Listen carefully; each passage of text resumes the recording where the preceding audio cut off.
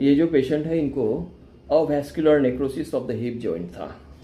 इनको चलना और बहुत सारी हिप्स के मूवमेंट में तकलीफ होती थी।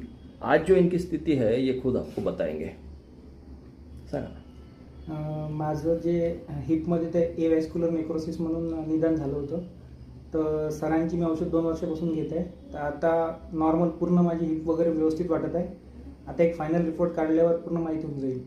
तसं आता बिलकुल मुवमेंट वगैरे एकदम छान आहे. चालण्या फिरण्यामध्ये कुठे काही प्रॉब्लेम येत आहे? कुठंच किती काही मुवमेंट केले तरी काही त्रास होत नाही. नाही? दुखणं किती दिवसात कमी झालं होतं आपलं? माझं तरी 5-6 महिन्यात कम्प्लीट म्हणजे दुखणं कमी झालं. नंतर हळूहळू मुवमेंट हे झाली, पूर्ण व्यवस्थित झाली.